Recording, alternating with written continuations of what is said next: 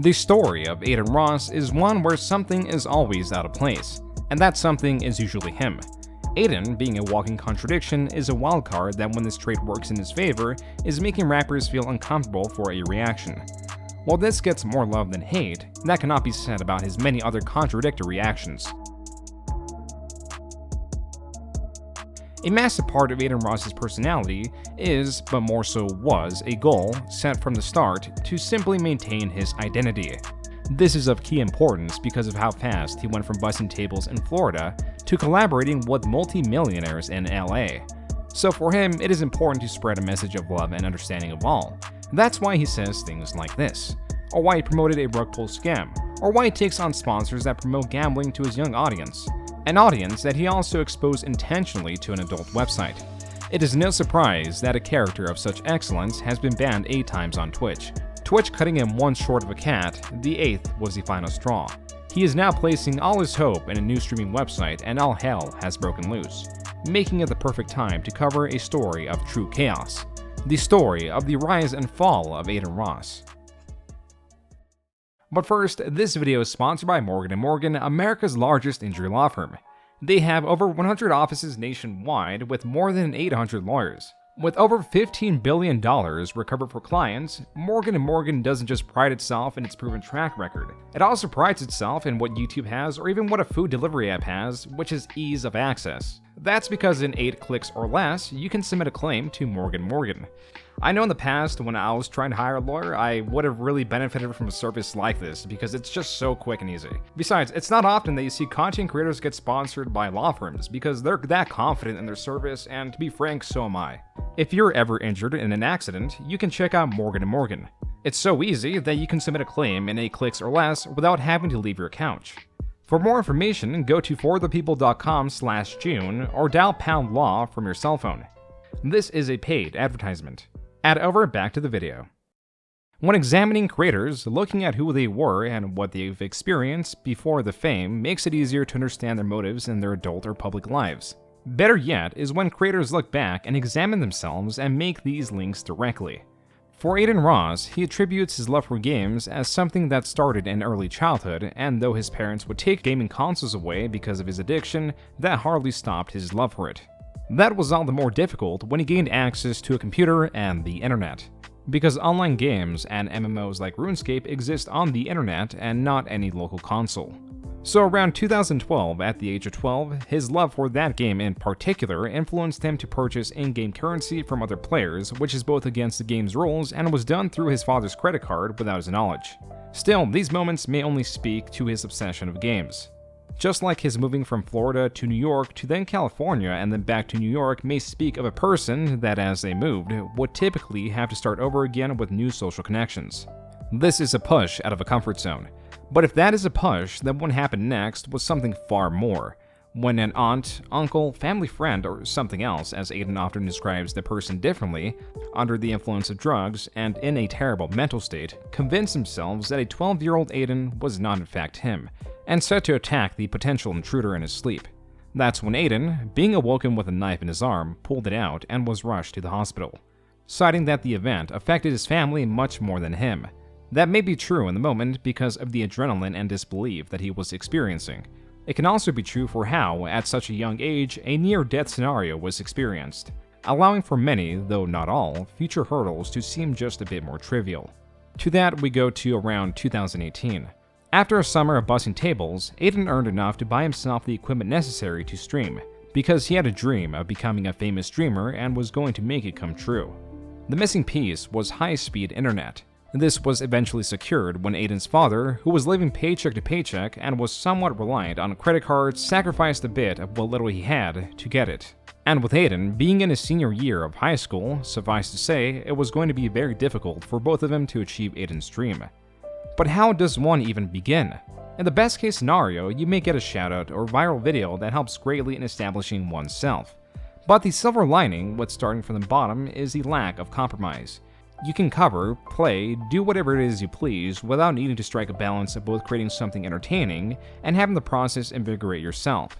For Adin, that starting point was NBA 2K, a basketball game series that Adin had been a fan of for quite some time, and opted for it to be his streaming game of preference. And so began the story of Adin Huncho, a fledgling streamer that established a schedule early in his career that he both adhered to and went above and beyond because of the length of his streams that at times hit 12 hours. These were very much supported by his father that allowed him at times to skip school, and also provided food at odd hours of the night when requested by Adin. But it went even further than that because he even skipped field trips and his senior prom to stream. He also nearly skipped his high school graduation. So glad I graduated because now I'm out of this dump and now it's time to work hard and grind and change the fucking world. Adin, with strong motivation, had a quirky personality and had no problem entertaining, telling stories about how he would rub ejaculate over his face in an attempt to get rid of his acne, or even a confidence in his sexuality by doing things like cross-dressing. Though neither of these things happened on stream, it just shows how open of a person Adin could be. That combined with his dedication meant that in less than a year, he was already getting around 100 concurrent viewers at a time. And while he wasn't rich by any means, there did come days where he earned a sizable amount, like when he made $2,000 in just 2 days. It could have been this that influenced his decision to move out to LA with his sister. It should be noted that Adin likes to spread the idea that he was in a cooped-up apartment to disparage its size or quality. But the truth is, with investigating the apartments he would have stayed in, they offer much more than he leads on, and much more than what some would view as a standard apartment. Still, he may have upgraded sooner if he was only streaming 2K.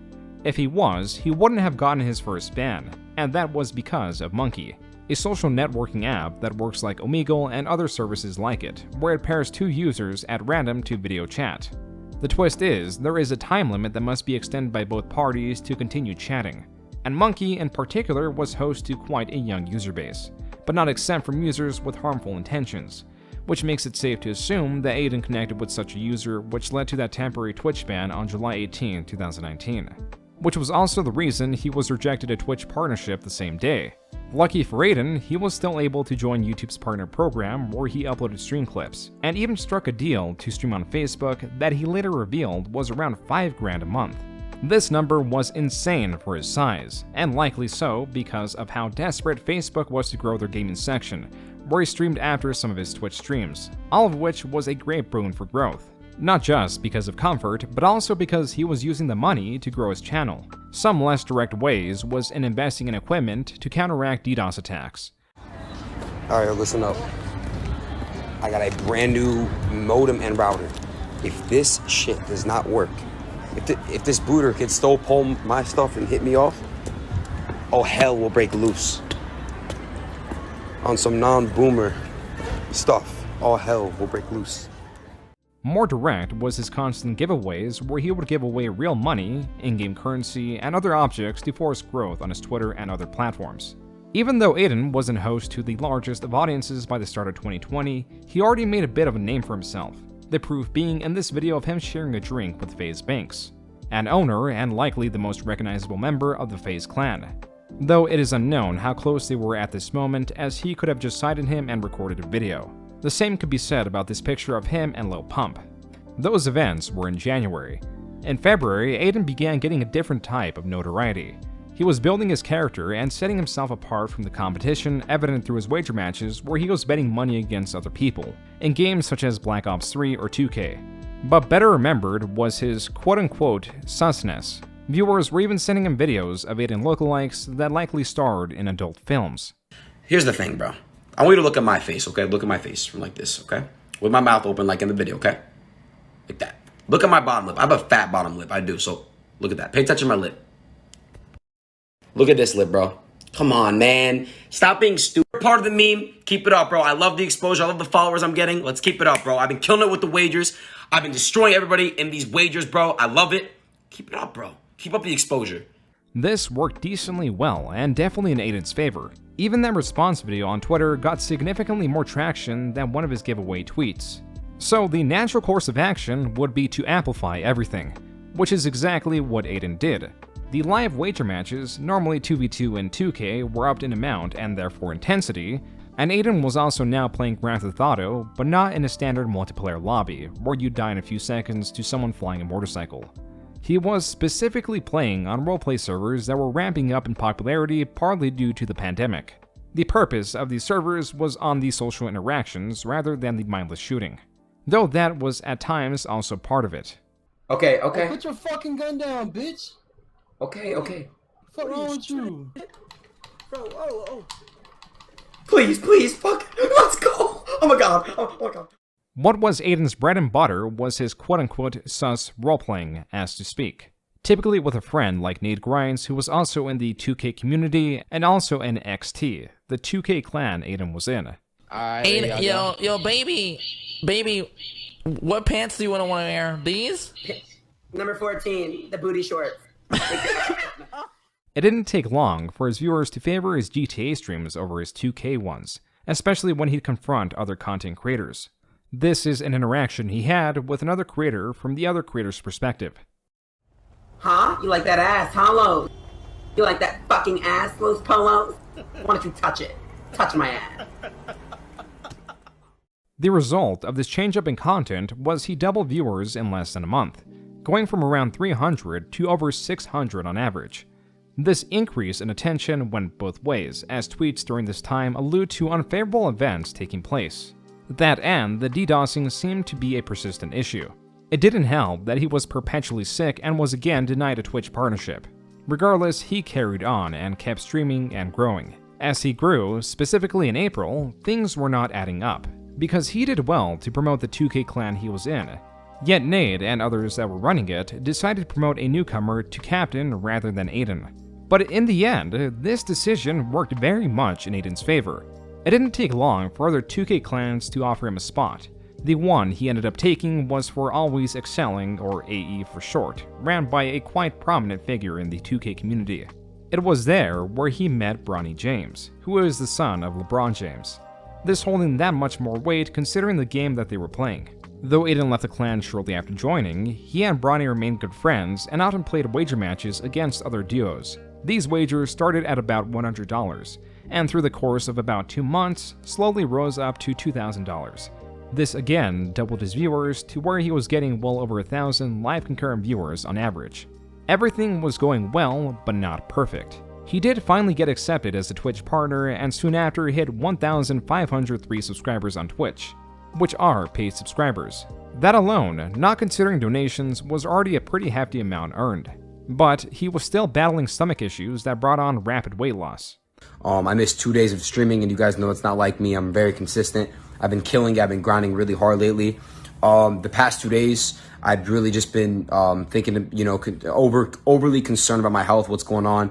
I lost 10 pounds over the past few weeks, and it's due to my digestive system fucking up, and I'm trying to get that right before, I really put all I got back into my streaming and stuff. Still, in true Adin fashion, he continued to prevail because of his wager matches, sus actions, and so on. This all paled in comparison to what happened in June of 2020. After winning a $2,000 wager match with Bronny, Adin hears a familiar voice coming through Bronny's microphone. Yeah, I had to. Wait, is that LeBron? Maybe. Yeah, we played 4 times. But yeah, it was a best of 7. Yeah, we swept them. Look at No, hold on, B. Wait, hold on, bro. Can I say hi? You want to say hi? Yeah. What's good, bro? It's LeBron? He said, "Is this LeBron?" Yo, first of all, I gotta say, gigantic fan. I love you. I don't want to be a fanboy, but like, I love you. Nah, it's all respect, man. I appreciate it, man. And look, showing love and respect to me and my son. That's right. Look, listen, me and B, we swept them, and we did it for Cleveland. I love it. Yes, sir. Yes, sir. Nice meeting you, man. Hey, nice meeting you. Keep it going, all right? Yeah, all right, bro. The effect this had was immediate. There were articles, new viewers, the works, and immediately Adin's average viewer count rose from hovering around 1.5 thousand to 2.5 thousand. But in Adin's world, things can never run smoothly, because just a day later he was suspended from Twitch again. This time, it was for having someone on his stream that was banned from Twitch, and the suspension was to last a week. At a crucial time where he was meant to capitalize on his newfound attention, he could only sit back and bide his time. But rest assured, when he was banned once more on June 15th, he was ready and even hit a new milestone of 100,000 followers on Twitch. From here, he continued to up the ante. More wager matches with bigger bets. His clip of him talking to LeBron James showed no signs of dying down, and just 1 month later he had over 4,000 Twitch subs, which again are paid subscribers. A better testament for his growth was for the month of July, he was the most viewed NBA 2K20 streamer on Twitch. With that kind of viewership, it was no surprise that he got offered a contract to stream 2K21, but hadn't accepted it yet. What he did accept was early access to 2K21, and unrelated, he also took on a different type of sponsorship.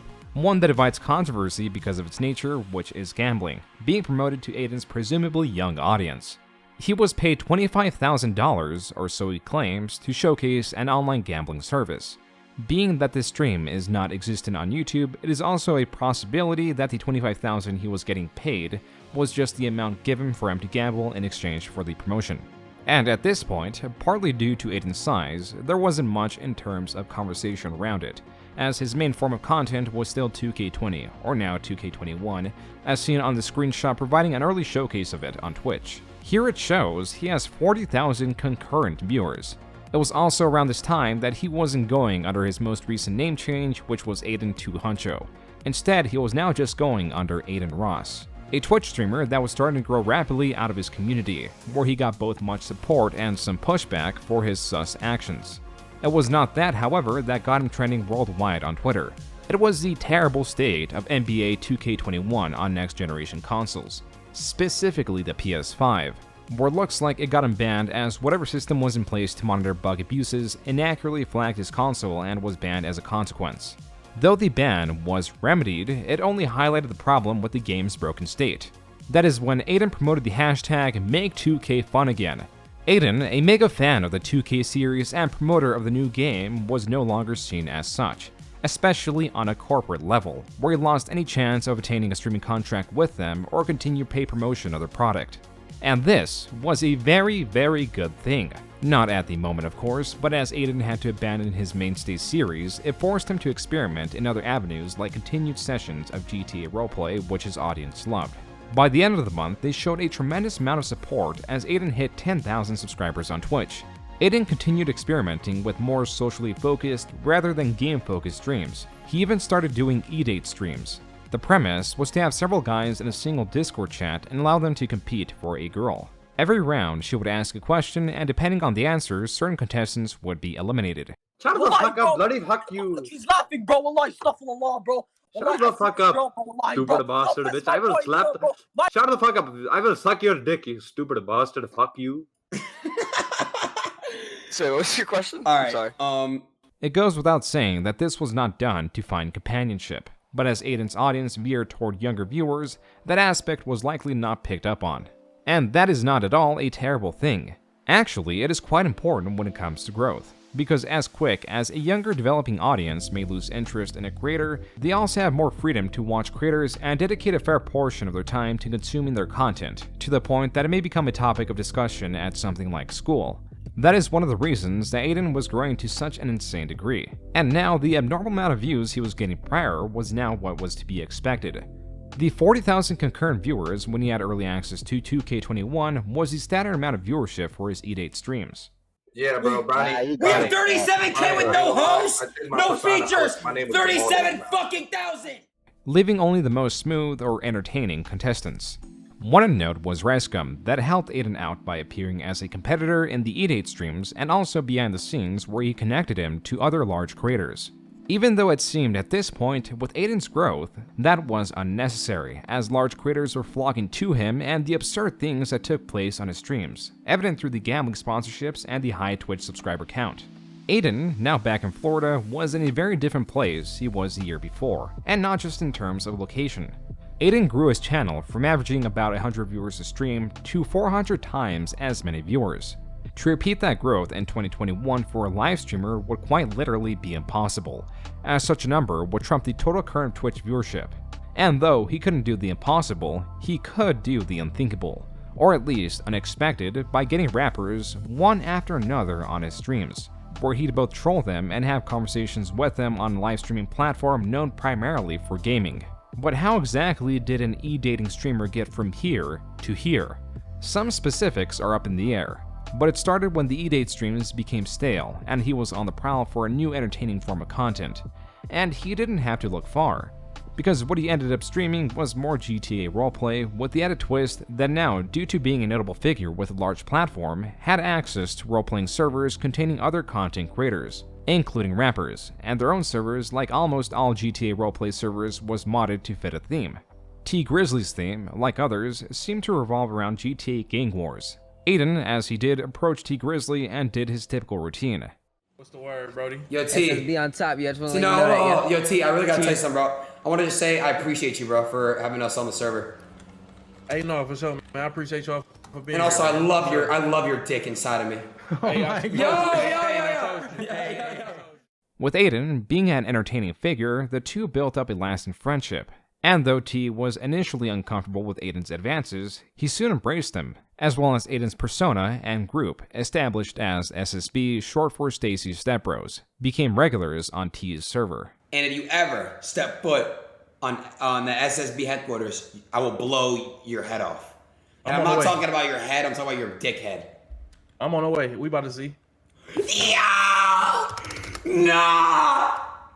As for the origin of the name SSB, it comes from Adin's at the time girlfriend, Stacy, a woman who Adin met on Monkey at a very early point in his streaming career, and through Twitter and other online interactions showed great appreciation for. While it is hard to pinpoint the exact reason that name was chosen, clips and skits allude to her jokingly taking on the role of an adult actress, and Adin's friends are her step bros in that scenario. Guys. Everybody's saying SSB on top. Okay, I'm going to the bathroom. Okay. Talk to them. Actually talk to them. Okay? Okay. Oh my god, you guys, don't tell Adin this, but like, I literally have a big load of laundry to get out, and it's so, like, I don't know, I'm gonna need help, so I was wondering if, like, any volunteers, my stepbrothers would, like, want to come help me.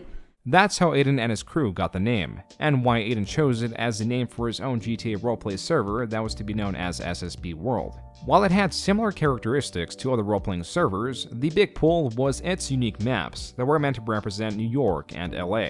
This was to be a big move, because Adin being in control of his own server could lead to more control over the content he wanted to make, and more money as these servers are often laden in microtransactions.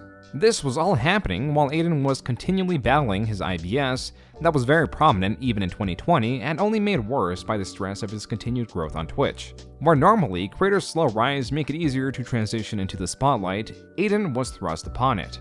The benefit of such a thing was the money. It is around January that Adin claims he got a massive check from Twitch and SSB World.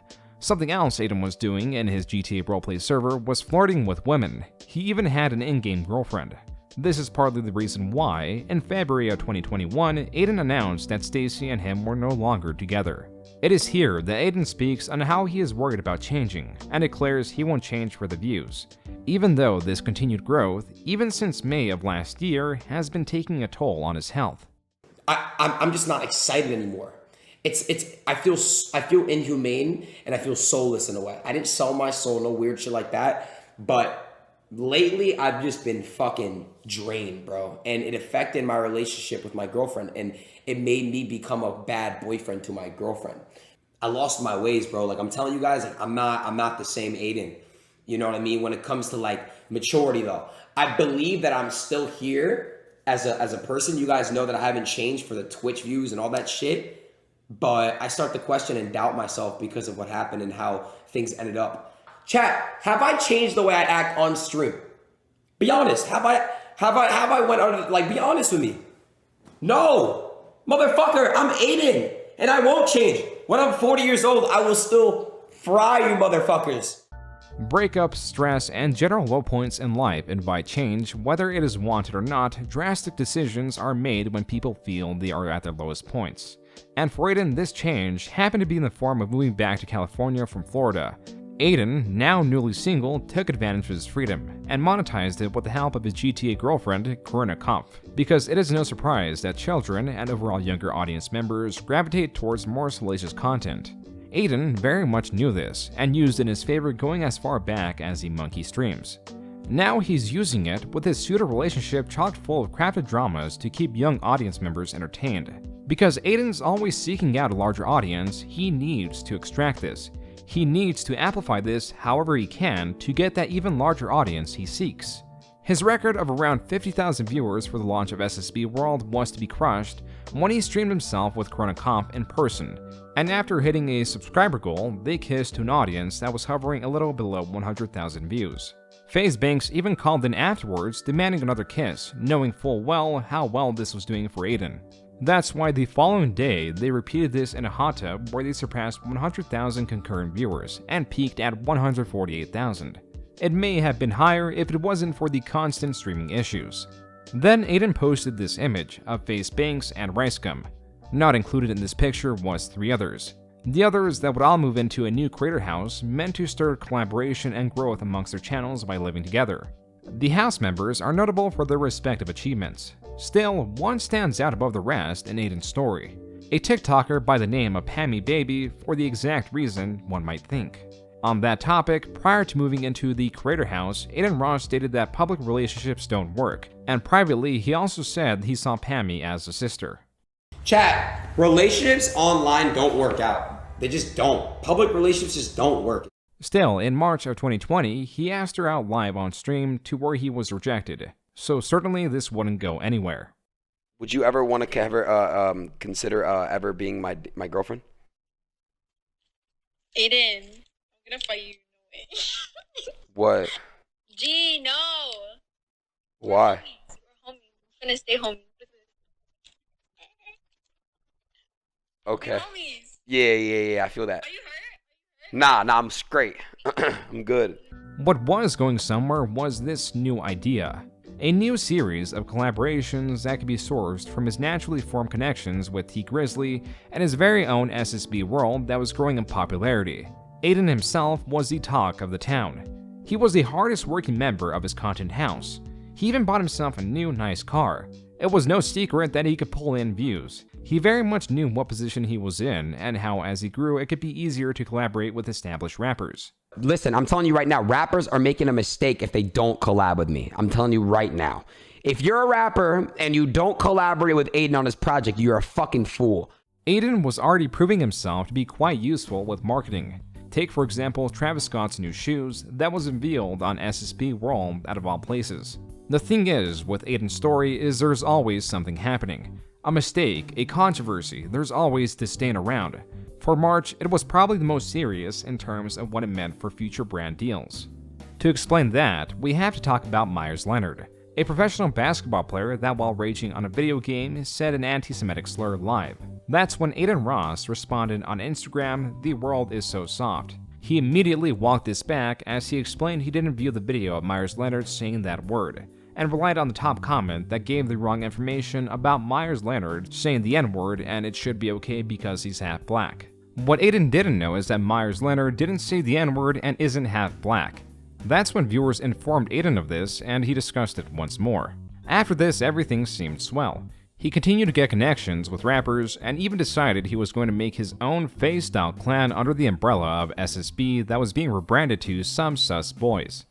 The contrast between a business organization can be interesting, at least when put next to what is normally taken as a criminal one. As Adin Ross associating more and more with rappers, some, not all, tend to affiliate themselves with different organizations or are known for being somehow connected to violent crimes.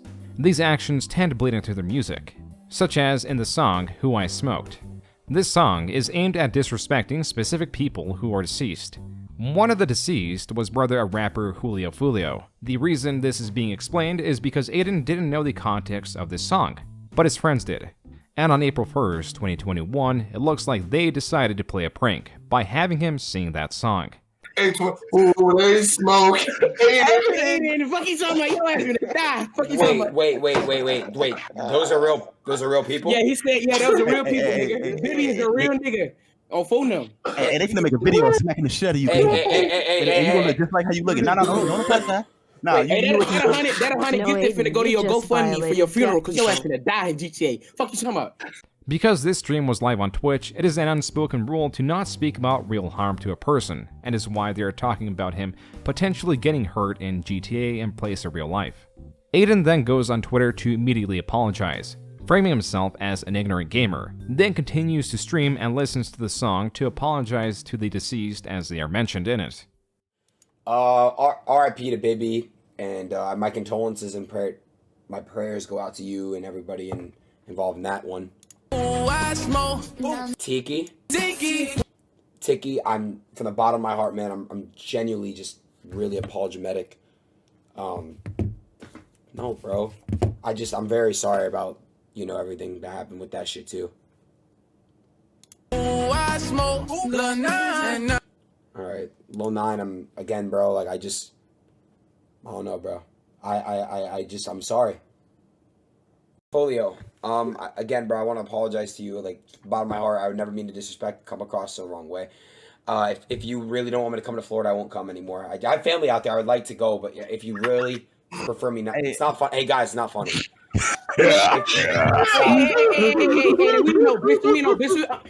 Excuse them. They're just, those people in the Discord don't know what they're talking about. I actually feel like I have a fever now, bro. No cap. Hey, Folio. Sorry if I'm mispronouncing you, bro. I'm just kind of scared right now, bro. I'm not even gonna lie to you right now. In what looks like an attempt to make amends, he tries to play one of Folio's songs, probably as a promotion. But Adin is in such a daze, he continues to play Who I Smoked and walks away. I'll be right back, guys. Here, Folio, I'm gonna play your song in the mic, bro. What followed was an apology done through Instagram Live, where Folio understands the situation completely and forgives Adin. Yeah, you good, bro. You just gotta watch what you say. Everybody sending blow them notifications up. I didn't even know who you was. Everybody spamming me. I'm like, what's going on? 3 days later, one of Adin's friends goes live, but Adin thinks he's just recording. On folks? On folks, they'll piss motherfucking young boy on. Are you recording right now? Yeah. Just cut this out. Who I smoke. Say it. No! Hell no, yo ain't tripping. Look, Adin, I'm not recording, I'm fucking live. End the live, bro. Hey, Folio, come get this nigga before he playing with your top. The response from Folio came swiftly on Twitter. And again, so did Adin's apology, where he was forgiven once more. As bad as this was for Adin at the moment, these interactions went viral. Adin was no longer trying to get his foot in the door with this community of rappers. He was already in. And it was just that, a community. It wasn't all rappers, it was some other YouTubers and such who knew rappers and those surrounding them. More connections meant more connections and larger streams. The highlights for many were the low points for few, that still didn't like how Adin was pretending to be a homosexual to get a reaction from rappers. Then again, the majority of viewers didn't care because they saw Adin's intentions as harmless. And there can be endless debate about it, but the truth in this matter is that this was sort of Adin's interviewing style. In the essence of Hot Ones, guests are taking part in an uncomfortable interview due to spicy chicken. This takes someone out of their element and makes the interviewee act in different ways than they normally would, because of the new environment they have to endure, and it sets it apart from other interviews. Adin Ross was doing the same, but different. His quote-unquote susness would tear apart barriers of professionalism and bring out enough discomfort in his guests to where they couldn't resort to their normal public personas, where no one would dare make them the butt of a joke. This is to say that the sudden jolt that was Adin's foreignness could make for more genuine conversations and streams. It wasn't a normal interview with a professional rapper, it was an inside look to a humanized and playful version of these people no one ever got to see. And it was frankly Adin's monopoly. The more and more of these rappers that he got on, the more word started to spread. And the interesting part is even those that knew about Adin and knew what they were in for still wanted to be on his streams that just kept getting more and more attention. Even the few times these rappers reacted negatively arguably got more attention. To provide context, Adin became friends with Zias, who was well established and liked within the rap community. Side note, Zias got Adin banned on Twitch for saying the F slur in reference to Adin's actions towards him, but was quickly unbanned. As terrible as an introduction as this was, it was remedied rather fast, as Zias could prove he could provide content and introduced Adin to Polo G, who was a famous rapper. But it wasn't exactly that scenario, because he introduced Adin as a rapper with talent, which is where this video came from. Yo, I'm in the stew with the deuce. We popping up, we tootin' do. Yeah, I just got done sucking on a gun. I mean, wait, I'm fucking on a gun. I'm about to put a blunt in my mouth. I'm about to go out and take this. Wait. Yeah? What the fuck you As Adin does, he continued to prod, this time on Instagram where he said Polo is so fine bro, where Polo reacted negatively to where Adin later apologized. These weren't isolated incidents either. Some even got physical, like in this clip where he was manhandled by Ski Mask security guards after touching Ski Mask one too many times. Why you gotta caress it like that, though, Sorry. fam? Sorry. You don't gotta caress it, fam. Looks nice. Chill out. Bro, you said chill out, bro. I'm telling you. Oh, shit.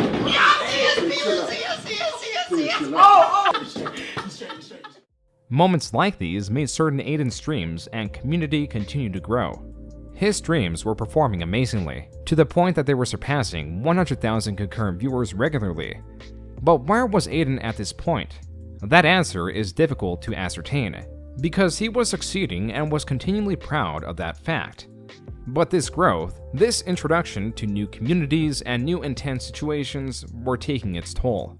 First, it was his audience. Adin being a troll is an exchange of sorts. He welcomes toxicity to only the limits that Twitch itself sets. He allows and even embraces some of his worst viewers for the sake of entertainment and growth. These viewers, not really caring about his well-being and really more the entertainment, will try to develop as many enemies as they can for Adin by contacting rappers or creators alike he has spoken offhandedly of and sell them a message that this Twitch influencer is out to get them, though that couldn't be further from the truth. And these viewers know this, they just want more drama. You guys are toxic as fuck! But I love it! As much as he shrugs it off, it does take its toll when he transitions from a supportive audience to one that harasses him non-stop for missing a single day of streaming, as does his distance from his family. Like I said, I trusted him, so when he said he was going to do that, and he told me he'd be able to pay the bills and do well, everything's come true that Adin said would come true. You guys gotta understand, bro. This motherfucker really believed in me, bro, from the jump. That's crazy. He really believed in me, bro. Nobody believed in me. Call him. I don't even know if I could talk right now to him, bro. Break down and shit. You know? I don't even know if I can fucking call him right now. Miss him a lot, bro. I miss my family a lot. I even offered, I'm making good money now on Twitch, and thank you guys so much for putting me an opportunity to do it. And I don't have to be out here for a little bit. It's kind of like I'm on a business trip. I got to really grind hard on YouTube and make music and collaborate with a bunch of people and start up my orgs and stuff. And I'm doing this shit only for one reason. That's just to make sure my family just get everything they want. His situation, where he was surrounded by people, yet lonely, was something he openly talked about, as it became harder and harder for him to find people that he could trust.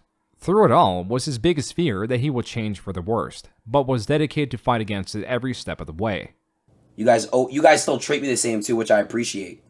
A lot of people don't even treat me the same, guys. Family members. Shit is so weird. I hate LA, guys. I hate it here. I really don't like it here. I don't want to be in LA for much longer, bro. People are fake. People just try to mooch and use people. People treat people differently with more followers. It's disgusting. On the brighter side of things, in April, he asked Pammy if she liked him more than a friend. You like me? Of course. As a what? More than a friend? Yeah.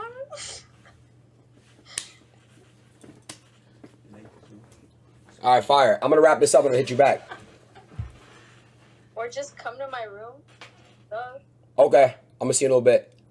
This didn't take long to evolve into a relationship that just a month prior had no possibility to be such a thing. And that was what made Adin special. He could change situations. He was young, talented, motivational, but not invincible. It's just right now, with Pammy, it's different. She keeps me grounded. She does it too. She doesn't get insecure about anything because she realizes that everything I do is content entertainment-wise, right? So it's a lot different with Pammy. I'm grounded. I'm very grounded right now. So yeah, you seem like pretty determined to keep a cool head on your shoulders. Like, is this something that you're thinking about? Dude, Adam, that's the one thing that gets to me when people say, "Yo, Adin, you changed." I hate it. I don't know why it just gets to me so much. It's like, I get it. Like, the numbers have changed, my growth has changed, my content has changed. But one thing about me that I can say is I've never changed as a person, my morals. So it's like, I try to keep myself as grounded as much as possible, because like, it's just like that shit gets to me. That is the one thing that just gets to me. Adin, you changed. I hate it. Here is where and why things got worse. With his sudden rise to fame, it may have been jealousy or the accepted narrative that Adin has a primarily child audience that had other streamers like Ludwig and some of his associates disparaging him and his viewers. All I know, they literally only know 2 letters of the alphabet. Okay, his W viewers, and L. his viewers are like the kids in high school who want to be cool. You know, like, oh, like, I like rap, I like, you know, like this sort of stuff, like kind of like hypebeast-ish. Adin responded to this offended that someone would attack his audience, as that can be a low blow, only for Adin to do the exact same thing right after. Pimple-faced, four-eyed people with social problems watch you guys, bro. And on top of all that, hold on. Here's what I'm trying to say though. Like, it's like, bro, I'm not even trying to be mean. There's nothing wrong with that, but it's like you're disrespecting my viewers, bro. This situation is small but massive. It is a small, pointless spat, but massive in the sense that it highlights possibly Adin's biggest weakness. He excels in being entertaining and winning the favor of those you wouldn't expect him to. This works in scenarios where entertainment is the prime focus. When it comes to debate or matters where critical thinking is important, Adin falls short in every aspect. He can't think or form a proper argument, and the more he tries to speak in his defense, the more it is clear how much he lacks and is easier to take down. This is why it is here, the middle of 2021, that the cracks really start to show, and it is the beginning of Adin's downfall. Not only in terms of viewership, as he will never maintain the average concurrent viewership he got during the beginning of 2021, but also in terms of how people began to view him, and the belief that he was changing, starting with his promotion of MILF token. A run-of-the-mill shitty crypto token that Adin was paid to promote, and promote he did, but not very well. Let me go ahead and buy a MILF real quick. Bro, what does it mean, insufficient sons? Can you view my stream real quick and tell me how to buy some MILF? It says insufficient liquidity. Oh, there we go. Yeah. Yeah. What do I do now? Click. Okay. Yeah. Wait, what do I do now? Alright, now just click that real quick. No. Yeah. No. Dude, I just want to get my blow-up doll, bro! Yo, baby. So go ahead and click. Okay. What do I do, bro? Okay. Yeah. Nope. Okay. My balls itch so bad, bro. Oh. There you go. Yay, now I have MILF, right? Oh, I'm an idiot. Okay. Personally, I like dick, so... You can give Adin the benefit of the doubt that somehow he really believed this token was going to take off, and any of his supporters that bought it would greatly benefit from it. But here is MILF token the day Adin promoted it. It peaked after a crash and never recovered. Meaning that if you purchased this token the moment Adin sponsored it, with the benefit of hindsight, it was an immediate loss in cash. For someone that at the beginning of the year tweeted out money doesn't buy happiness, he did love getting a lot of it. The argument can also be provided that he changed his mind on this perspective. That can be combated with these 2 tweets, the first one reading, quote, "Please remember, money does not make you happy.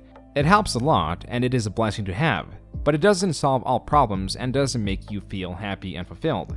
I promise you, lots of the richest billionaires that quote-unquote run the world are miserable as fuck," unquote. The other one sent as a reply reads, quote, "More money, more problems. See how people treat you differently, especially family, having $1 million in your account," unquote. The irony is that if you look at the dates, they were posted on the same day. Not just the same day of each other, but also the same day Adin promoted MILF Token. Things were not adding up, and it only got worse. Not just because his short banned in the end of May for sexual content while playing Grand Theft Auto, but also because of the contradictions of his character. Take for example this interview in July, where Adin shows great love and support for his fans, and understands he is in a place for them to retreat to when things are dire in their own lives. In a way, like, especially now, a lot of these kids is like escape and like fix, you know what I mean? So it's like a lot of people are entertained, and I'm sure you guys are, you know, someone's fix, like someone watching this podcast is like, damn, like I'm really like getting my mind off of my crazy personal shit that I have going on to watch this podcast. Yeah. It's the same thing, you know what I mean? Then, as a contrast of sorts, this clip gained popularity where Adin talks about MILF Token. Chat, by the way, that MILF Token shit I did a while back, I already told you guys, don't buy that shit. I got paid a bag to do that shit. Like, I don't give a fuck. I hope none of you guys actually bought it.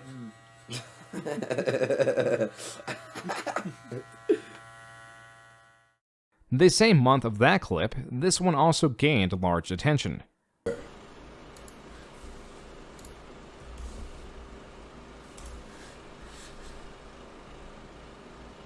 Wait. It is rather boring, as nothing looks to have happened in those 10 seconds. It only gets interesting if you freeze here, showing that Adin isn't taking an offer for a gambling site that he was previously sponsored with because the money wasn't enough, making it clear he was going with other gambling sites where these sponsorships were in the range of millions of dollars a month. Again, this made things worse for Adin. Bro, it's so cool because I know a lot of you guys that watch me, you like literally don't have jobs and shit, and like... No, listen, because they're kids. You guys are bums. No, they're kids. No, you guys are kids. Like, you guys are in high school and shit. I didn't have a job in high school. And for anybody who doesn't know who's new to the streams. All this happening in such a short time stirred the pot, and in an attempt to come out in front of it, he says he wasn't part of a crypto scam, and he may not have benefited from buying the tokens and selling them as they rose, but he did promote and got paid for it like other dislike content creators did. So likely to defend himself, he went on the H3 podcast, where after much pressure and unable to sway H3 or the other hosts, Adin veers heavily towards not accepting any future gambling sponsorships or the like, as the discussion progresses into the dangers of addiction. So are we going to continue? So now that we've kind of talked about the gambling thing, is this something you want to continue, or is this something you're planning on winding down? You make me rethink about it now, bro. Honestly, like I'm not even just saying that. Like, it's just something that just doesn't click right for me. You know, it's gray for sure. You know, I've just never seen this life-changing money in front of me in front of a table like that. You know what I mean? I get it. And you're 20. I get it. It's just definitely something, bro. Like, now I'm gonna think about. It's like, so again, I have a current deal, right? Obviously, and the deal is pretty much almost up. You know, I plan on probably not taking that again. Then later, Adin takes on more and more of these sponsors, but not before CoffeeZilla, a highly influential creator known for exposing scams, mainly relating to cryptocurrency, covers Adin Ross and his promotion of MILF Token, providing a graph showing just how much of an effect Adin possibly had on the token, and potentially his audience. Sometimes more. So, what do you think it's worth to have Adin Ross promote your coin? We know they paid him about $200,000 to promote the coin. Let's take a look at the next day. And I did you the favor of putting it into a bar chart. We're getting fancy around here. Yeah, turns out it was pretty good, guys. The day of Adin Ross's promo, the bad promo, bro. Hey, it was a bad promo. They got $19 million in 24-hour volume. $19 million. Probably half of that's buy, half of that's sell, roughly, since the price stayed roughly the same. So let's say we've got $9 million in sell orders taking place that day. Somebody offloaded $9 million onto who's the new buyers? Adin Ross's fans. People taking note of Adin's relationship with gambling and crypto was still in its early stages.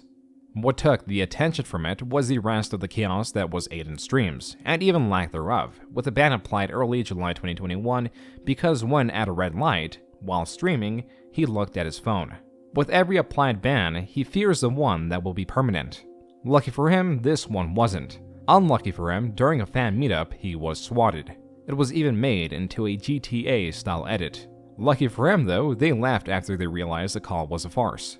Unlucky for him, 2 cops showed up and still arrested him. Again, lucky for him, those 2 new sets of cops were fake, made obvious by their uniforms. And then unlucky for him, there was massive backlash. And finally, lucky for him, a friend called the fake set of cops without his knowledge, and absolved him of faking what is normally a very dangerous thing. And this chaos persisted. Through this tweet, he reveals his new number was leaked and he somehow lost $200,000 and later claims that this month was the worst month of his life. One of the reasons could be that he was nearly forced to move out of the creator house he was in because of DDoSing that was still an issue, and that, among Adin, was affecting the other creators. That was just the creator house that he was part of. His own personal creator group, SSB, was having infighting and situations revolving around creator harassing women that took zero interest in said creator. Adin, seeing the chaos and lack of maturity with some of the creators within the group, made the announcement he was leaving that as well. This led to elevated levels of stress, which made it more respectable that he continued to stream throughout it all. Until he didn't by the end of 2021. His average hours were about half of what they were for the beginning of the year. His growth, at least follower-wise, had plateaued, and will never reach that growth nor consistently average 100,000 viewers a stream like he did in April and May of 2021. The novelty had worn out, and he could not find anything that could top interviewing rappers. There was no next step. Then again, there didn't have to be. He carved out his own audience and a unique niche. And like every single established streamer, continued rapid growth is impossible, as everyone eventually plateaus and coasts comfortably. That for Adin meant averaging 40,000 concurrent viewers while gambling or playing GTA. And as Adin was stating, he'd rather now live comfortably than continue striving for higher numbers that induce higher levels of stress that nearly got him to quit streaming entirely. Additionally, a fair bit of the drop in views was due to him taking breaks around this time. Through his controversies, or really just different ways of trolling rappers, he made it clear that he could drum up more attention to his streams whenever he wanted. He was even doing well on his YouTube, where Lil Uzi's freestyle on his livestream was now his most viewed video. As for other rappers that took less favorably to him, he could still benefit from them whether he wanted to or not. Take this tier list for example. Around the 7-minute mark, Adin puts rapper Kodak Black in the very talented section right below the highest tier. Adin's fans then took to social media and informed Kodak of the situation, but not really. Adin's fans tend to lie and inform his opposition that Adin is doing something much more malicious just to get something rolling. And it worked. As a reaction, Kodak threatened Adin Ross, and Adin now being subject to various threats from rappers and viewers alike, he saw little danger in another threat. For that reason, he started to call them on their bluff, and it was working because Kodak later took back that threat. But more important was without the fear of repercussion, and Adin's successful call of the bluff meant that he could continue to troll any that opposed him, like Youngboy a month later that dissed Adin in one of his tracks. This was all just the Adin Ross cycle, from e-dates to beef and friendships with other rising content creators and rappers. Adin had developed and was cycling through this for the starting months of 2022. He was now even promising to reimburse anyone that lost money due to the crypto promotion he did last year. He may have stagnated, yes, but more importantly, he was doing decently for himself. Until he was banned mid-April indefinitely. Unlike his previous bans, this one remains a bit of a mystery because there is no glaring answer. But there are theories. This comes from this clip where Adin says the F slur. But he wasn't even on his own stream. He was on a phone call with another streamer that was live, and this call happened more than a week before his ban was actually applied. This was his longest ban yet, and not knowing how long it would last, like his many previous bans, built up more tension. He of course was unbanned a little more than 2 weeks later, so we know that this ban didn't stick. Interestingly, however, the situation around the ban itself highlighted almost everything that Adin was disliked for. We can start with more general aspects, like the moment he was unbanned, he did a higher end promotion for Stake, likely to make up for his absence. And going back to the clip where Adin said the F slur, he was talking to your rage about getting hit offline and how that was affecting their contracts with Stake, as it made it more difficult to fulfill those required hours. Don't care, bro. I do I know, but I gotta get my Stake hours in. Oh yeah, you do, bro. You Like, do. bro, why? Is there like a new exploit? How is this kid pulling my shit, bro? Yeah, I don't know. He did you again? He got you again? Yes, bro. Like, this kid's a... This didn't help Adin's already shaky relationship with the LGBTQ+ community. To briefly go over the history of why that is, it is largely because of his sus actions, that and, in July of 2021, writing off the controversy of MILF Token, Adin, to prove he is not homophobic, promised to make a donation. Real recognize real. I'm not a bad person. For anyone saying I'm homophobic, I literally am donating percentages of my stream revenue to you know, the LG community. I'm donating to a bunch of other communities. Only naming off 2 letters on accident made it look like he was ignoring the others on purpose, and it didn't help that LG is a well-known corporation. Fast forward a month later, after he was unbanned, he was now talking to Andrew Tate, which is disliked in many circles, including LGBTQ+ communities. Tate is known for his motivational speeches as much as he is known for being a master manipulator, who through his webcam business and his new ventures, he has kept the same target audience of young males, which is primarily Adin's audience. But this hardly matters if your goal is to walk a balance of just enough controversy to keep your stream interesting enough and not get banned. A balance that Adin is familiar with, even if things don't always go how they're planned.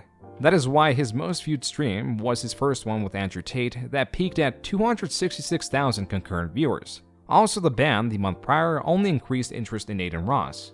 Maybe Adin just really needed 2 weeks off, or his viewers really missed him. Whatever it was, his streams were doing well, nearing even the average viewership that his early 2021 streams got. It is also important to note that Tate is quite the controversial figure that was making waves through social media mid-2022.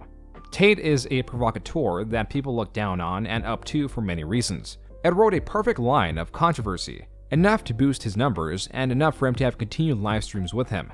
The stream itself starts off relatively tame, with Adin prodding Tate about his least controversial aspects.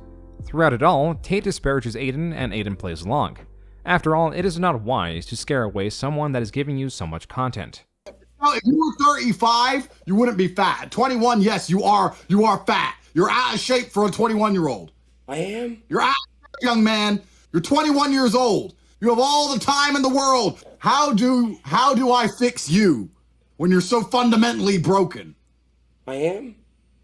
I don't shower every day. Okay, so a person like me, my shower routine is, damn, it's your 3rd cigar, holy fuck. Okay, so a person like me, I will get in the shower. Wait. You think 3 cigars are gonna damage the top G? No, I never said that. I was like, damn, that's a lot. You think that's a lot?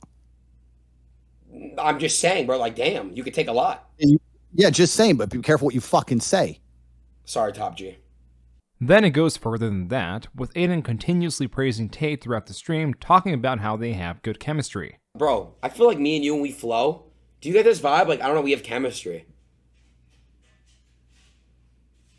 Yeah, I mean, we could talk forever.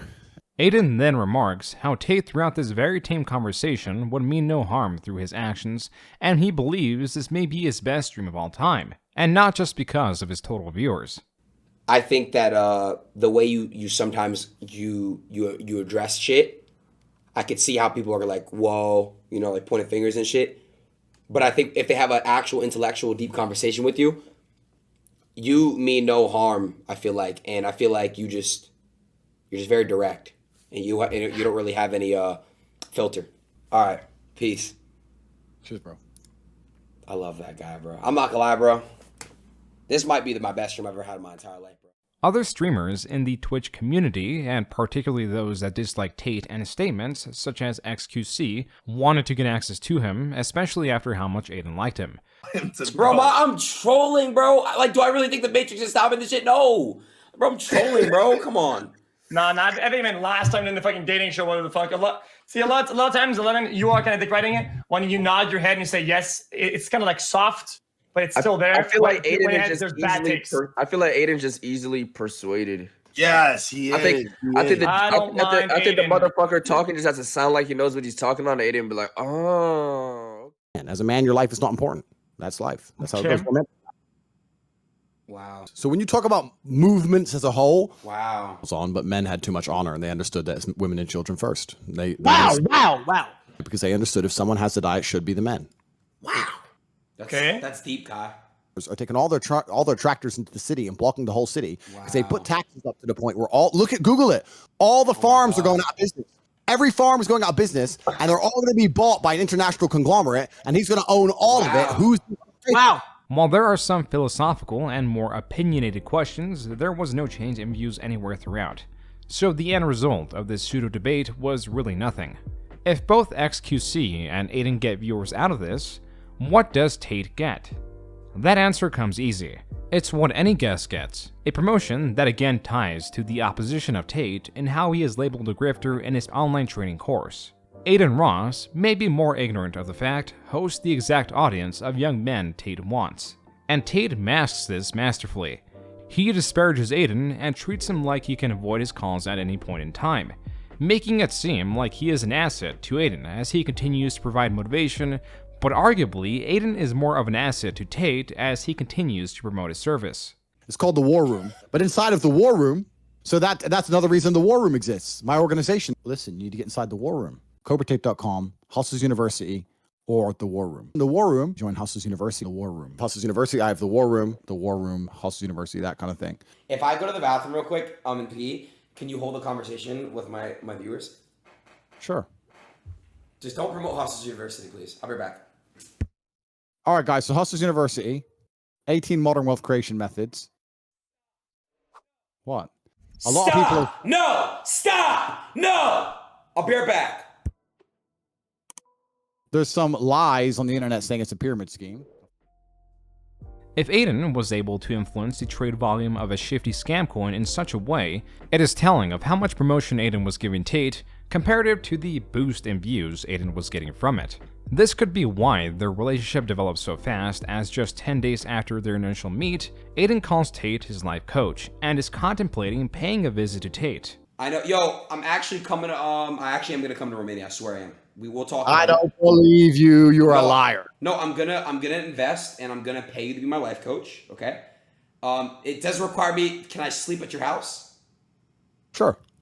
And at this point, these collaborations, working more so in Tate's favor, still work to Adin's benefit. Adin played the role of the oblivious entertainer that made people laugh. Tate continued to be a motivational provocateur, and those that opposed him continued to oppose him. From the month of August onward, for Andrew Tate and Adin Ross, things only went downhill. This wasn't so much about views, but more so events that surrounded them. To start, Adin bought a new car and just moved into a penthouse in Miami with his girlfriend Pammy. And Adin actually streamed from this location with Tate. Even though Adin just moved into this new location, he already experienced his first swatting. It is never a good feeling to not feel safe in your own home. And it is soul-crushing when a boon of moving, like safety, is destroyed right out of the gate. As for Tate, by the end of the month, he was banned on multiple social media platforms. A prime time for Adin to have him on his stream, and this was done through a loophole, because along with these bans, Tate's Twitch was also removed. The difference is that Tate himself deleted his Twitch channel, and therefore a ban could not technically be issued. Because if it was issued, then in accordance to Twitch's rules, anyone that had him on a stream would also receive a ban. So by doing this, he could appear on Adin's stream without anything happening to Adin's Twitch. A similar thing happened next month, as Twitch would no longer welcome something on its platform that was even more lucrative for Adin than having Andrew Tate on his streams. This was certain types of gambling on certain websites. After a situation with a streamer losing thousands, other streamers threatened to boycott Twitch if rules were not made to ban certain types of gambling on the site, and certain websites, including Adin's favorite, Stake.com. A website that through the course of Adin's career has been promoted on both his Twitch and YouTube more and more aggressively. Evident through the intrusive inclusions of him playing Stake at the end of his YouTube videos that quite literally have nothing to do with the subjects of the video. There are exceptions, like where Adin reacts to other creators denouncing gambling sponsorships, where at the end of it, Adin throws in a random clip of him gambling. Why the fuck am I always talked about in this shit? I don't know. It's like whenever there's gambling, it's just me. It's always gotta be me. It's always me, man.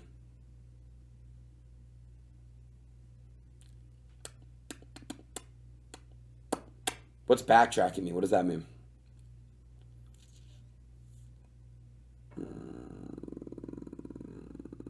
What the fuck is backtrack mean?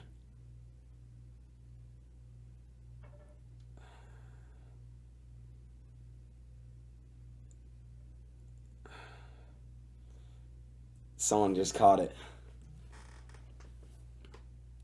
Yeah, my bad, bro. I was honestly trying to make this shit stretch out for 8 minutes, so when Celery uploads it, we get ads. That's the truth, bro.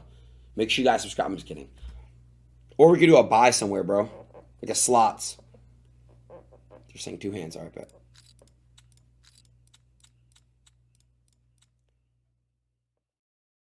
Unhappy with these new roles and being known as one of the biggest sponsors of Stake, Adin addressed this and announces he will comply by the rules. But that is the least interesting part of the clip. Adin also has a second announcement, and by the tone of his voice and what other creators in the chat are alluding to, it is not a good announcement. And then I have an announcement that's not so good coming this week sometime. And I gotta figure out how I'm gonna say that on stream without people being weird. Bro, like Los Paul's, you're the weirdest kid, bro. This kid said, Adin, you lost blank and Stake in the same week. Like, bro, you're weird as fuck, bro.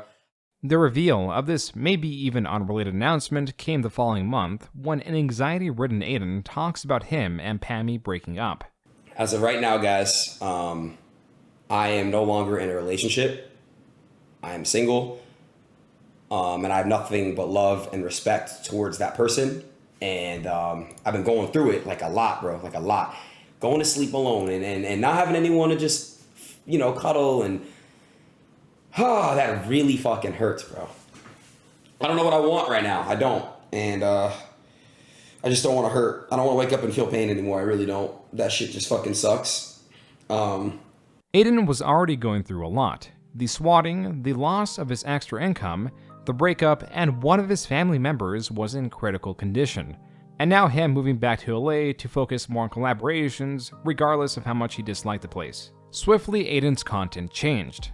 Like his last breakup, he did monetize it by having a pretend girlfriend that he kissed on stream. The difference now was it was not one girl, nor did it seem purely done for views. Because one stream after another, he had different girls over. Regardless, when getting out of a relationship, including the one Adin was in for over a year, it can be painful to be with another partner with shallow or rather new ties. These moments may remind you of the depth you had with your most recent partner and can elicit more pain. And with Adin's announcement, it is clear that even with this being a mutual breakup, there was still visible pain there. He was even playing with the idea of getting back together. You shouldn't have broke up with that girl. I know, bro. Yeah, go back home to your girl, bro. For real. Before you see Pammy out here with a big-ass football player. And ain't no coming back after that. For real? Facts. Oh, man. Oh, man. I'm not gonna lie, you're making me think about some shit, bro. No, go get your girl back, bro, for real. By the end of the month, that was no longer an option, when new information about his ex came to light. Pammy, baby, okay. New story. Wow, that's crazy. And I don't even know what to say right now, bro. She's not following you either. Yes, she is. What? Good for her. She moved on. That's good. Nah, I mean, that's good, bro. I'm happy for her, bro. Real shit. I'm happy for her. It's good shit, bro. People gotta move on and shit. I mean, it's all good, bro. He, of course, responded by having more girls on his stream, and asked chat if it was time. Call him and schedule. It's perfect time now. Is it actually perfect time now, chat? Is it actually perfect time? Yes, it's time. Let me text him right now.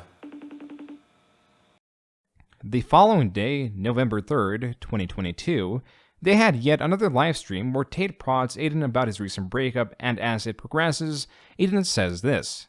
Right. That's what all of this is. That's what all of my things are. And before anyone says I'm here selling or some bullshit, go to Cobra Tate and send to a free email. It's fucking free. But we must free the minds, Adin. I want you to spend, I don't know what time it is in Miami, but I want you to go to bed tonight and take 5 minutes. Take 5 minutes as you go to sleep and think, is what I'm doing for the world, yes, it's improving my life, yes, I'm getting subs, yes, I'm famous, is what I'm telling the world making the world better? Think about it. Okay. See how you can curate your messaging. Okay. Perhaps you can inject a little bit of programming that's genuinely going to be good for Earth. Okay. God will smile upon you. Okay. As will I. Okay. I love you very much, Aiden. I think you're a fantastic individual with huge potential. Thank you, bro. I mean, I love when you tell me I love you because I can feel how strong and powerful that is. No weird shit. Like I really feel it, like in my heart. I love you too, bro. I love you. You're my, you're my boy. Thank you, bro. I really, really want to let you know, like you do mean a lot to me. And when I'm ready to open my heart up to you, I got you. I promise. Like I will give you all me. I swear. I promise you. I'm not just saying that to say that, bro. I got you. Like I want you to literally know that love is the only answer. Mashallah, Habibi. And I will see you in Dubai soon, okay? Through the course of the past 2 years, Adin Ross has talked multiple times on how much he dislikes LA culture and how different people viewed him and tried to use his fame to promote themselves. Even when he got banned a few months back and was crushed at the prospect of not being able to stream on Twitch, he talked about how few of his streamer friends reached out. Why the fuck were y'all not hitting me up when I was banned, bro? And there's only a handful of you real streamers out there. A lot of you guys are fake as fuck, bro. The whole industry is so fucking fake, for the most part. There is a lack of offline connections in Aiden's life. He's given his closest friends opportunities and the like on his stream. He introduced his family to the online realm where one sister even started an OnlyFans. Aiden has got himself in a position where he questions his connections, all except for one that he maybe sees detached from that life. But there are some grand differences between Aiden and Andrew Tate. Not so much lifestyle differences, though those are different, but more so differences with their obtained popularity and personality. When it comes to that, Adin Ross is nothing like Andrew Tate. He doesn't have or understand his tactics, and if he did, he likely wouldn't be under his wing. Aiden is also someone that is profoundly ignorant and uneducated at even a high school level. So, what happened? The Big Bang? Motherfucker? No, I know the Big Bang Theory. What is it? It's where, I really don't know. Hold on, isn't it where like there are meteors and they fucking kill dinosaurs and shit? That's it. That's the Big Bang comes before bro, that. How the fuck am I supposed to know that, bro? So And the poor. Right, but who's the better president if you had to choose one? I think communism is really the way to go. What is that? We need communism. Well, it's basically about the fact that. So the average salary is what, like $100,000? What? Did you just hear this motherfucker? What's the average salary? Bro, probably like what, 20, 30K, bro? No way. Bro. Shut the fuck up. Are you fucking crazy? What's the average salary of a human being? Bro, 30, 40K, bro. Are this nigga what? Crazy. Wait, it's really 40K? Same thing with Andrew Tate. I'm sure that Andrew Tate has said some good things. He has a listener who says some good things. But overall, he's like a scam artist. I don't think he's a good guy. Okay, show me where he said something about Hitler said OnlyFans is going to be the second Holocaust. Please show me where he said that. It was in the second version of Mein Kampf, but I think that ISIS burned that down when they invaded Germany last. What the fuck? There's a second Mein Kampf? Yeah, but he'd written it. There was only one version because he'd written it when he was in that fucking bunker before he killed himself. Yeah, damn. That's crazy. Wait. So wait, why did Hitler do the Holocaust? Do you believe in socialism? Socialism? He is not equipped to be like Tate. He is though vulnerable enough to be one of his followers because of where he is, or rather was, in a very moldable state. Lonely with the breakup, paranoid with the surroundings not helped by the persistent swannings, and possibly oppressed and lacking any fulfillment from things that do go right. He has experienced these things in combination in the past, but the difference this time is he doesn't have a goal. He has become one of the largest known live streamers and almost nothing excites him. Even talking to the rappers he once looked up to is just another daily occurrence. Adin Ross has settled into success, and that for him is unsettling. As of December 2022, he has made major steps to become more like Tate, at least in motivational aspects. This came after flying to Dubai to meet the man himself. You changed my life, bro. Have I? Yes. Tell me why. And I see you a little bit getting a little smiley here. Well, I've changed a lot of people's lives. You have. Here's my thing, right? The thing is this, right? You have changed my life in a better way. I've realized a lot of things, of the things you've spoken into, okay? Yeah. And I'm really starting to take my life seriously this time. I think you could tell that I'm serious. I came out here literally to be under your wing in a way.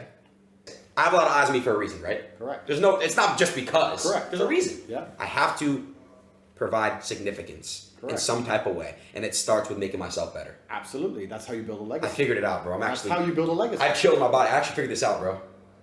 Congratulations. I look forward to your journey. Oh my God, I actually figured it out. I'm not even just trolling. Watch, bro. Watch what I do now. As long as he doesn't dabble too much in controversial subjects, he can possibly ride the thin line between these opposing areas.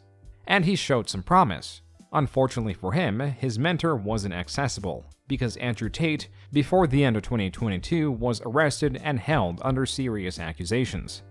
Adin immediately took to YouTube to react to the news. He also posted this on Twitter, which reads, quote, "Nah, I ain't gonna lie though. Joe Biden, please go ahead and pardon Andrew Tate. Donald Trump would have been on it already. Unfortunately, Trump clears you, Sleepy Joe." Unquote. This is clearly a troll by Adin, as Tate was arrested in Romania where the US president has no authority, but fits well into the narrative of a fledgling provocateur.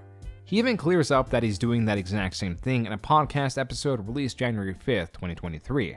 A lot of the shit you do is like trolling too, right? Like your last caption too, I saw or the Joe Biden tweet. Yeah, bro. People really took that seriously. That's a full-on troll, right? Of course, bro. People are so dumb, they actually like think believe that's serious. It's crazy. And it gets so many different people talking, tweeting back to you. Yes, bro. You know how it is, Kyle. Like it's just like they eat up like those controversial like tweets and stuff. I'm obviously joking. So when you're typing that shit, you're just laughing. I'm just gonna piss so many people off. Yes, it's hilarious because they fall into it every time. The trap. Yeah. Like, hey, like you guys are really quote tweeting me, sending me death threats, saying crazy stuff. I go to their Twitter profile and I just see. I'm not gonna say it on here. I don't want to. You know what I mean? But I think you know what I'm talking about. Whenever you go to Twitter, the people that really say crazy stuff about you, they'll have some specific stuff in their bio, and they're the weirdo. They are the weirdos of this Twitter shit. The Twitter weirdos, I call them. Adin was reluctant to release exactly who those Twitter weirdos were, but that would come to light soon enough. But sooner than that came a Twitch ban in the month of January for an undisclosed reason. Normally Adin panics when he gets banned on Twitch, but not this time because he says God has him. I'm not as mad and devastated as I would be, a year or two ago, because I think I'm at a point in my mind where I realize I trust God, and everything happens for a reason. I'm not even gonna bring Twitch down or anything like that. There's nothing to even talk about. It's all love, bro. I'm not putting hate anymore. I don't want to put hate. There's no point. Don't bash Twitch. Don't hate anyone. Don't spread hate to anyone. It's all love. It's all about love. Like literally, that's it. This situation is stressful because he could get kicked off of Twitch, and as it was being revealed, onto Kick, a new streaming website that promises lucrative deals for streamers as opposed to Twitch's 50-50 split when it comes to subscribers. Kick is offering a 95-5 split, with the majority going to the streamer. An excellent deal, so why wouldn't anyone want to jump onto this new platform that was now offering contracts in the millions to have Twitch streamers switch over full-time for whatever period they were being contracted for? Well, it all comes down to stability. There have been streaming deals in the past for other well-funded streaming websites, but those websites are now defunct, leaving those streamers that Twitch will accept back to have to regain an audience on Twitch as viewers are less reluctant to jump platforms over and over. In the long run, this, with a good contract, can be a great deal. These situations change when you discuss Kick.com, because you want to look at who is invested in it and why. Why is Kick offering so much money? To that, there is no information on the website. Things get a bit weird when this type of thing isn't made obvious, because typically you'd want to have your business plan laid out to attract investors and even streamers who can feel confident that this new platform may survive. And this is where things get a bit shady, and that's because of the screenshot that shows the creator for the Kick subreddit is named Caleb Steak. But that's a bit of a stretch to say that Steak is attached to Kick.com. And then you get this guy, Ed Craven. He comes out as one of the few known investors of Kick. That's quite boring until you find out that he is a co-founder of Stake.com. So while Stake isn't connected to Kick.com, its co-founder very much is. And then you find this, a job application. Where Kick.com fails to admit or have a reason for its existence, this job application helps fill in the blanks. Quote, Kick.com is a new venture created by the founders of EasyGo with new studios in Australia and Europe. Kick Gaming's vision is to be the leading content provider in the gambling industry thanks to its fresh approach to building top-notch slots and table games available to online casinos worldwide through a single API to its remote game server." Unquote. As for streamers, who are the first ones to switch over? The biggest was Trainwrecks, a Twitch streamer known for his gambling streams on none other than Stake.com. We also know that Adin Ross was contracted to gamble on Stake, and for some reason, Kick has taken quite an interest in him, to where he announces this. You know, Twitch has never followed me. They've never DM'd me. They've never reached out to me. They didn't fuck with me. They never supported me. So I'd be stupid to not be in talks with other platforms. Stupid. Where they could offer me long Jeopardy, tens of millions of dollars, and they could offer me fucking equity, ownership in a platform. But what I will say is this: I'm going to Kick this week. I'm going to be doing Omegle, watching live sports, watching movies, prank phone calls, doing unlimited. We can literally watch porn together. I could jerk off with you. No, I'm still celibate. But if I wanted to, we can do whatever the fuck we want. There's no terms of service over there. And they're giving me tens of M's if I go full time. If you guys, if I go full time. And equity. We're watching the Super Bowl today on live stream. I'm allowed to pull up the Super Bowl and watch it with you guys. Somehow Adin, perfectly in almost everything shown in that clip, is a massive problem that he somehow cannot see. To start, Twitch doesn't reach out to him because he is a liability that has been banned 7 times on the platform. Adin also flaunts what he calls Kick's lack of terms of service as if it doesn't have rules, which it does as community guidelines, which goes exactly against what Adin said he could do on Kick. And the most dangerous was that he says he's going to stream not just movies and TV shows, but the Super Bowl. The reason you cannot restream it on Twitch or YouTube or any other site that doesn't have an explicit deal is because of copyright infringement, not just because the rules say you cannot. And also Adin Ross did stream the Super Bowl to 100,000 or so viewers, maybe less so because of Kick's massive viewer bonding issue, and that all could result in a very costly lawsuit. He also, besides streaming himself predictably on Stake, streamed a page of an adult website just because he could. What do y'all want to watch, bro? I don't support porn. Like, I don't support the shit. What the fuck do y'all want to watch on here, bro? I don't support the shit. I don't condone it. I don't support it. Wait, how old are you guys in the chat, bro?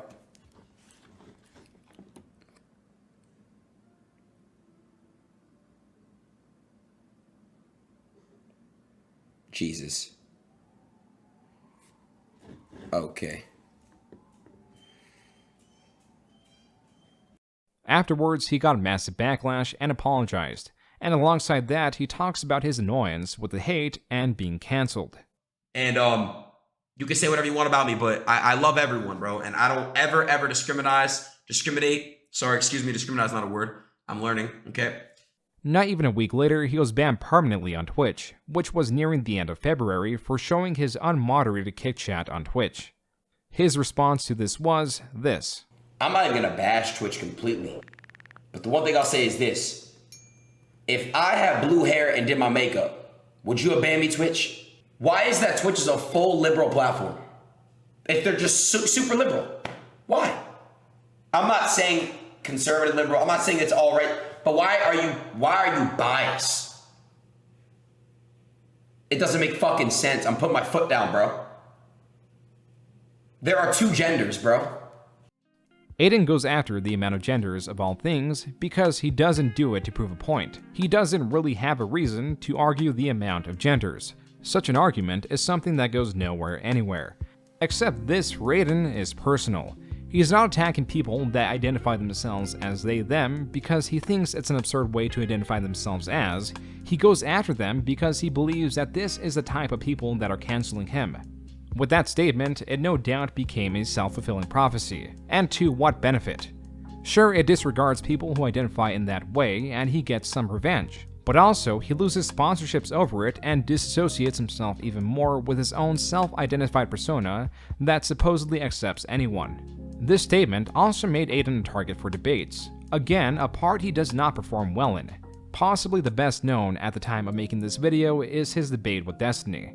a creator known for his proficiency in debating. While they do agree on there only being two genders, this entire conversation reveals the depths of Adin's ignorance reflected by the comments on both sides.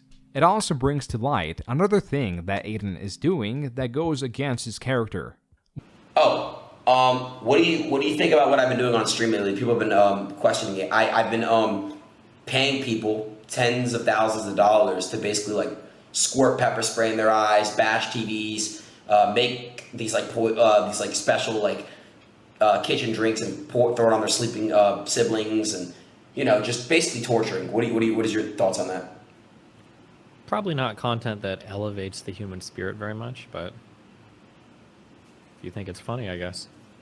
You need to come get high with me. What I do is I will literally have people do dares for thousands of dollars and like of them like torturing and hurting themselves, and it just feels so good. Like you get high from it. Okay. What Adin is talking about is how on Kick, he gets viewers on his stream and pays them money if they do as he requests. One of these requests got a person fired from their job. Where are you? Bro, I'm at work, bro. Wait, what do you work? This is gonna be a good one, chat. Where do you work? Yeah, I work for the Blazers, bro. Look. Yo! Oh my god! Look, hold okay, on, don't get son. me fucking fired, bro. Don't be weird. The tunnel's right there. This chat's already gonna get you fired. You might as well just turn the fuck up. Bro, you like showed your like name tag and shit, bro. You're fucked. You might as well just run. I don't give a fuck, bro. Honestly, Free I'm life. not around like 2 BMs. I ain't gonna lie. Oh, it's not bad. I'll put it up for you easily. Chat, should we run the court? No, look. Oh my god. Yo, Neon. What is that hit? Yo!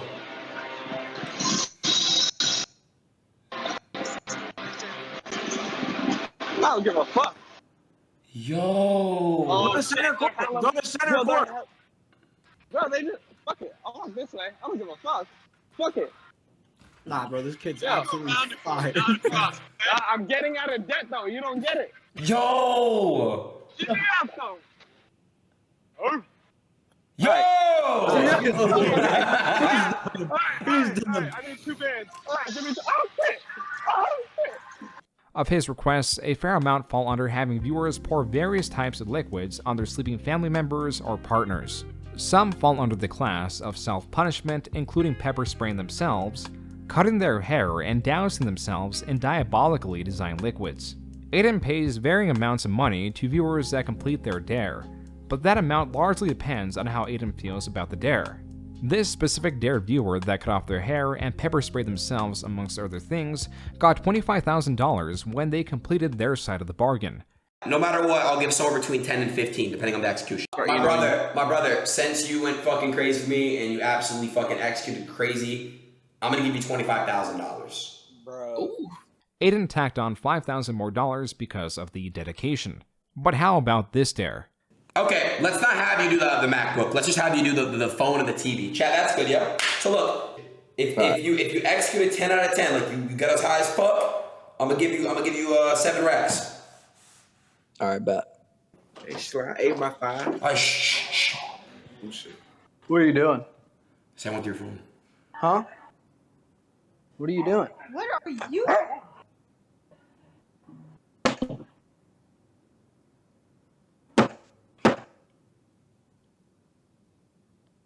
Saw what you did. Yo. What? Yo. Yo. What? What? What's funny? How is that funny? What the fuck? This bitch is like laughing and shit. Like, what the fuck? All right. She about to kill his ass. What are you doing? Nothing. Why did you do that? Cuz. Nothing. What? Stop. All right. Why did you do that? It's a joke. Yo. Bro. Yo, she crying? Yeah. Spit in her face. I was just playing. Damn. Yo. I got paid $200 to do it. Yo.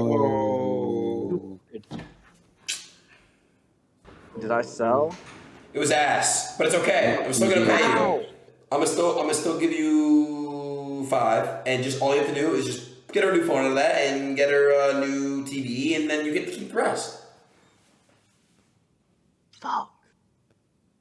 Unsatisfied visibly that the viewer apologized too soon or the lack of destruction, Adin only pays out $5,000 instead of $7,000. Other creators have covered this both on Twitter and YouTube, and Adin has responded and decided to keep doing these dares on Kick.com, a website that is in beta as shown in the top left, and that's likely why there are users restreaming movies, and likely why Adin Ross can do almost anything on there. But what's happening isn't what Adin thinks. His newfound freedom doesn't bring out pride in abandoning his former website. It shows his lack of restraint. What was once a semi-motivational streamer with a goal of never changing has done so. It is sad in the way he is ignorant of it all. As for how this will reflect on Kick, only time will tell. To conclude, Kick is a website that mirrors Twitch, but reflects the worst types of streams. Andrew Tate mirrors a motivational speaker and makes sure with smoke, little light reaches his manipulative tactics. The largest irony of this entire thing is Adin Ross believes he stands proudly on these pillars, but doesn't realize he isn't standing, he is being held. He is instead strung by Andrew Tate and Kick.com. They endure his self-destructive decisions so long as they benefit and make him think he has control. But if this continues and his weight becomes unbearable, it will be a rude awakening, as these tethers are going to be cut one by one.